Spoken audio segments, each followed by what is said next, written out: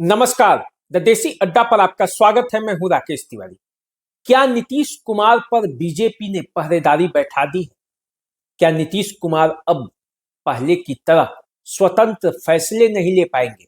और क्या नीतीश कुमार बीजेपी के अब एक तरह से देखा जाए तो कैद में है? आज ये सवाल और इन सवालों के कई तरह के जवाब बिहार की राजधानी पटना से लेकर देश की राजधानी दिल्ली तक के राजनीतिक गलियारों में घूम रही है। लोग अपने अपने हिसाब से मायने लगा रहे हैं। कोई नीतीश कुमार को बिहार की राजनीति का चाणक्य बताते हुए ये बता रहा है कि बिहार में नीतीश कुमार ही खेल कर देंगे, तो कोई कह रहा है कि बीजेपी ने नीतीश कुमार के लिए पक्के तौर पर सारी राजनीतिक गोटी गणित सेट कर लिया है और उसी की कवायद चल रही है। बिहार से बीजेपी का राष्ट्रीय अध्यक्ष बनना, बिहार में संजय सरागवी को प्रदेश अध्यक्ष बनाना और बिहार में नीतीश कुमार की सुरक्षा दायरे को बढ़ाना।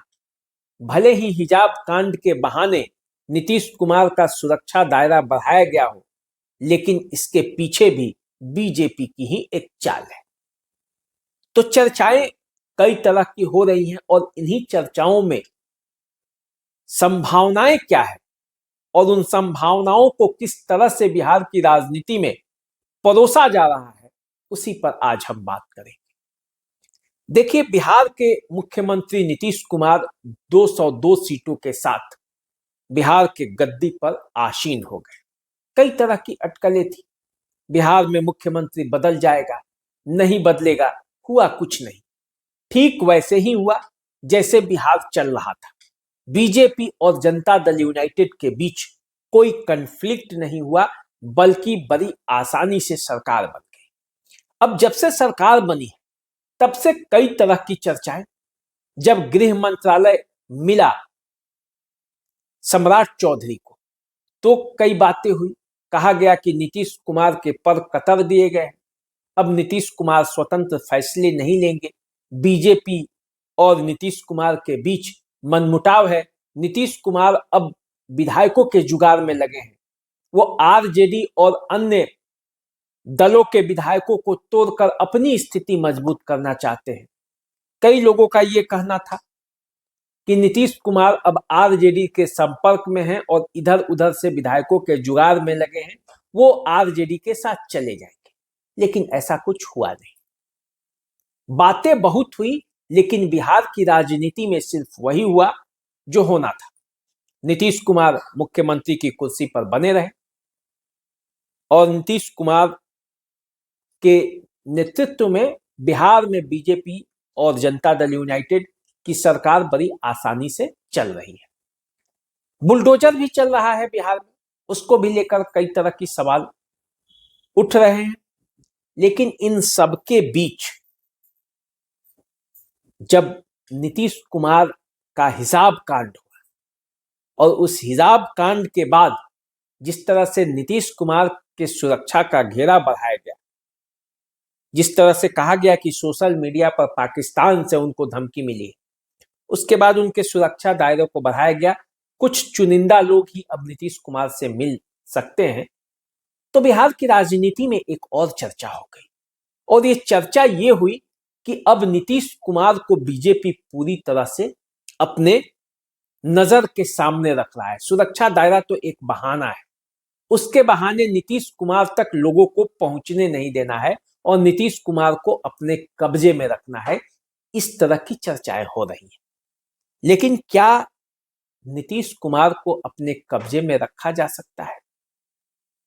ये जो भ्रम बिहार की राजनीति में है, उसको समझना होगा।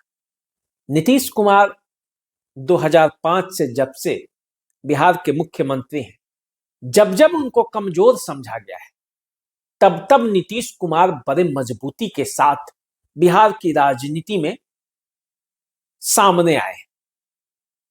2024 का जब लोकसभा चुनाव हो रहा था तो कहा जा रहा था कि एनडीए के सबसे कमजोर फैक्टर नीतीश कुमार होंगे।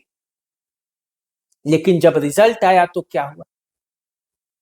कम सीटों पर चुनाव लड़कर बीजेपी के बराबर सीट नीतीश कुमार लाने वाले थे।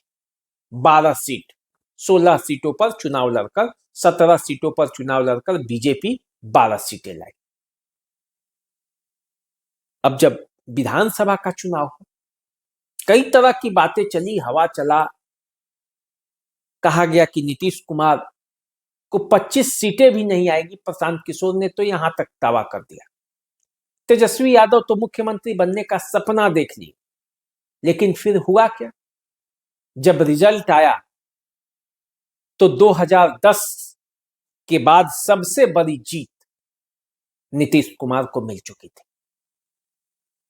43 से उनकी सीटें बढ़कर 2 गुना से ज्यादा बढ़ गया था।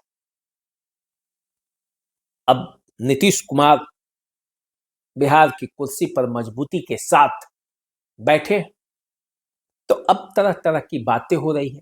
कहा जा रहा है कि खरमास बाद बड़ा खेला होने वाला है, एक बड़ा धड़ा टूटने वाला है विपक्ष का और पक्ष में मिलने वाला है। कोई कह रहा है कि बीजेपी में शामिल होगा, कोई कह रहा है कि जनता दल यूनाइटेड अपनी शक्ति बढ़ाने के लिए उन विधायकों को अपने पाले में लाएगी, इसलिए मंत्रियों की कुछ सीटें भी खाली रखी गई। अब क्या होगा, कैसे होगा, ये तो आने वाले समय में पता चलेगा। लेकिन बिहार की राजनीति में फिलहाल इस बात की चर्चा है कि बीजेपी ने एक ऐसा चक्रव्यूह तय किया है, एक ऐसा चक्रव्यूह बनाया है जिसमें नीतीश कुमार फंसकर रह जाएंगे और उसी पर बीजेपी काम कर रही है। देखिए, बीजेपी ने बिहार से नितिन नवीन को राष्ट्रीय अध्यक्ष बना दिया है, कार्यकारी राष्ट्रीय अध्यक्ष बनाए गए। संजय सारंगी जो कि पिछड़े वर्ग से आने वाले हैं, वैश्य समुदाय से आते हैं, उनको बिहार में बीजेपी ने अपना प्रदेश अध्यक्ष बना दिया है। अब इस तरह से नीतीश कुमार की घेराबंदी की जा रही है। बड़े बड़े पदों पर बिहार में जब नीतीश कुमार के अगल बगल आसीन होंगे लोग और बीजेपी जब चाल पर चाल चलेगी, तो नीतीश कुमार को मजबूरन मुख्यमंत्री के पद से इस्तीफा देना पड़ेगा, वो खुद पद छोड़ देंगे।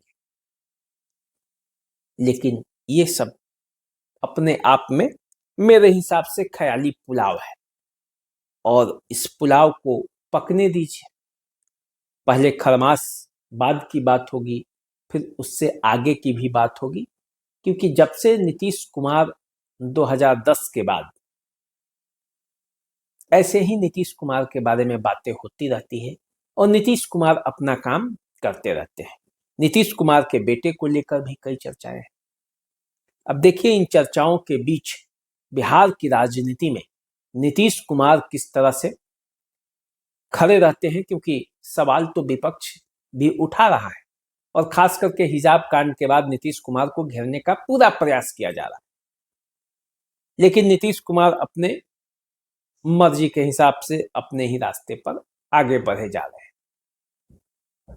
उनके बातों का जवाब बीजेपी दे रही है, जेडीयू के प्रवक्ता दे रहे हैं।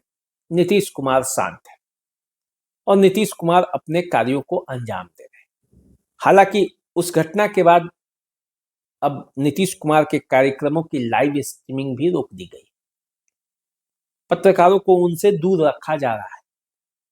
लेकिन बिहार की राजनीति में ये सत्य है कि नीतीश कुमार कल भी धुरी थे, आज भी धुरी है, और मुझे जो लगता है कि जब तक नीतीश रहेंगे तब तक बगैर उनके मर्जी के बिहार की राजनीति में कुछ करना बीजेपी के लिए भी आसान नहीं है।